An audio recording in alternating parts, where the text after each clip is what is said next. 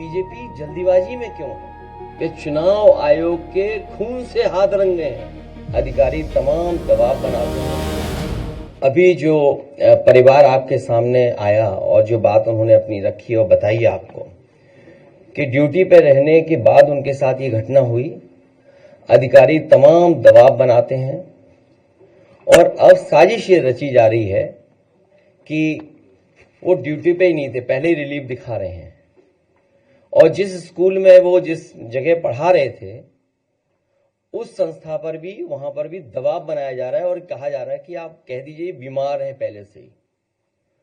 Samajwadi party की पहले दिन से ही मांग हुई है कि पहले तो इस तरह का वर्क प्रेशर न क्रिएट किया जाए उनके ऊपर, क्योंकि बहुत जिम्मेदारी का काम है, बहुत सावधानी से काम करना है और बहुत सेंसिटिव इशू है, क्योंकि एक बार फॉर्म गलत हो गया, रिजेक्ट हो गया और वोट नहीं बना आपका, तो आपको फुल सर्कल और पूरे कागजों के साथ फिर घूमना पड़ेगा आपको। तो ये जो एसआईआर है, आखिरकार बीजेपी जल्दीबाजी में क्यों है? चुनाव आयोग और भारतीय जनता पार्टी दोनों मिले हुए हैं और उसका परिणाम यह है कि ये जल्दीबाजी क्यों कर रहे हैं। पहले भी मैं ये बात कह चुका हूं कि उत्तर प्रदेश में लगातार शादियां हो रही हैं और शादियों के समय पर लोगों को एक दूसरे के यहां आना जाना, शादी की तैयारी करना, सब व्यस्त हैं और इतने कम समय में एसआईआर कराना और पूरे प्रदेश का, और किस किस को आपने जिम्मेदारी दी है, यहां तक कि जो नगर पालिका के सफाई कर्मचारी हैं उन्हें भी सहायक बनाया हुआ है। अब आप सोचिए, इतना बड़ा फॉर्म है, इतना टेक्निकल चीजें उसके अंदर हैं कि अगर मान लीजिए बीएलओ नहीं कर पा रहा है तो उसके लिए सहायक बनाया गया सफाई कर्मचारी। और इस फॉर्म को बंटवाने में जल्दी, बटा नहीं बटा, जो सरकार का डेटा बता रहा है वो ये बता रहा है कि सभी फॉर्म बांटे जा चुके हैं, लेकिन ग्राउंड पे जब हम देखते हैं तो वो बांटे नहीं गए हैं और फिर उसी तरह का कलेक्शन का रिकॉर्ड बनाएंगे। ये सोची समझी रणनीति, साजिश, षड्यंत्र है कि बाबा साहब भीमराव अंबेडकर जी के दिए हुए संविधान के तहत जो हमें वोट डालने का अधिकार है, उस अधिकार को छीनने की तैयारी है। एसआईआर के बहाने वोट डालने का अधिकार छीन रहे हैं, आरक्षण छीनेंगे, आपकी पहचान छीनेंगे, आपके ऊपर उल्टे सीधे दबाव बनाएंगे। जब सरकार के लोग इसी बात पे दबाव बना रहे हैं कि वो ड्यूटी पे ही नहीं थे, पहले से ही बीमार थे। और कल रात जब मैं फतेहपुर में गया था, उन सुपरवाइजर के परिवार के लोगों से जब मैं मिला हूं, उनसे जो बातचीत हुई है, उस बातचीत के दौरान उनकी बहन, उनके परिवार, उनके तमाम जो सहयोगी साथी थे वो यही बता रहे थे कि उनके ऊपर लगातार सरकार के माध्यम से दबाव बनाया जा रहा था कि जल्दी करिए और जल्दी फॉर्म बंटवाइए, जल्दी फॉर्म भरवाइए। और उसका परिणाम यह हुआ कि उन्होंने आत्महत्या कर ली।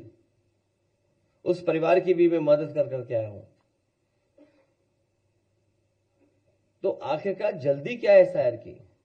वेस्ट बंगाल के भी लोग ये कह रहे हैं कि चुनाव आयोग के खून से हाथ रंगे हैं।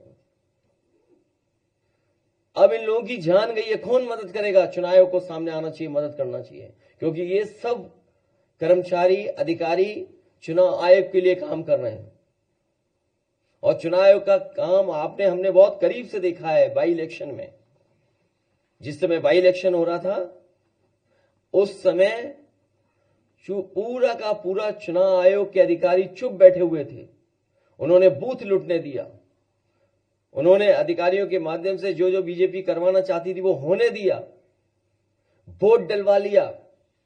सीसीटीवी पे सब है कि आपके किन लोगों ने वोट डाला है, कौन प्राइवेट ड्रेस पहन करके आया था और वोट डाल गया। इसीलिए सीसीटीवी की अब फुटेज भी नहीं देंगे आपको, रिकॉर्डिंग भी नहीं देंगे। ये पूरी सोची समझी रणनीति है कि लोकतंत्र देश से खत्म हो जाए। अभी मुझे राजीव राय जी की चिट्ठी मिली है। उन्होंने जानकारी दी है कि तमाम तरह के उनके सामने संकट, रुकावटें और वो आ रही हैं, कोई सुनवाई नहीं है, अधिकारी बताने को तैयार नहीं है। उनकी ये चिट्ठी है, ये बाकायदा व्हाट्सएप पे आपको भेज दिए जाएंगे। और देखिए, अभी 13वीं नहीं बन पाई है। घोसी लोकसभा में कई विधानसभा में तैयारी हो गई है। लोकसभा घोसी में तैयारी होगी कि निर्देश चले गए हैं कि 20-20 हजार वोट काट दो हर विधानसभा में। ये राजीव राय जी की चिट्ठी के माध्यम से मैं कोट कर रहा हूं बात को।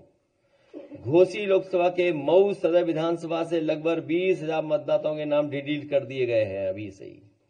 सोचिए आप, क्या तैयारी है इसका मतलब। तो जो बात हम लोग कह रहे थे कि हर विधानसभा से इतने वोट काट दिए जाएंगे, जब आपका परिणाम आएगा तो आप खुद देखेंगे कि कितने हर विधानसभा से वोट काट दिए गए हैं।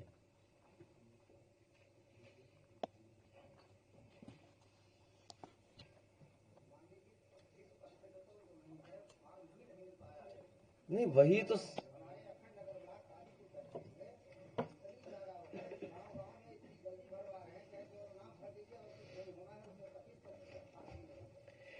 न केवल फॉर्म बल्कि कई बीएलओ लोगों को जिनको ड्यूटी पर काम करने के लिए भेजा गया है, वो लोग जानकारी ही नहीं उनके पास, ट्रेनिंग ही नहीं उनके पास। अभी मैं एक बीएलओ से मिला था, तो बीएलओ की स्थिति ऐसी थी कि शायद वो उस काम को पूरी जिम्मेदारी से नहीं कर पा रहे थे। उनके साथ एक सहायक था, उन्होंने अपने रिश्तेदार को बुला रखा था किसी दूसरे शहर से, जो कंप्यूटर इंजीनियर था। तो हमने कहा ये कौन है? बोले ये हमारी मदद करेंगे। अब आप सोचिए, स्थिति है कि बहुत सारे बीएलओ, एक तो जानकारी नहीं है, जल्दीबाजी है, और अगर जानकारी भी है तो दबाव बना रहे हैं उस पर, और जानकारी नहीं है अगर तो किसी न किसी से मदद लेकर के काम चला रहे हैं। तो आखिर इलेक्शन कमीशन क्या चाहता है, क्या करना चाहता है? और अभी जानकारी मिली है कि अभी जो वेबसाइट है उनकी, उससे किसी की भी जानकारी आप ले सकते हैं। आप जो जानकारी दे रहे हैं वो कोई भी जानकारी निकाल सकता है। जो फॉर्म भर करके हैं उसके अंदर, तो कोई भी अगर चाहेगा तो वो जानकारी ले सकता है। मोबाइल नंबर मिल जाएगा किसी का भी। और बीजेपी क्योंकि संसाधन में मजबूत पार्टी है,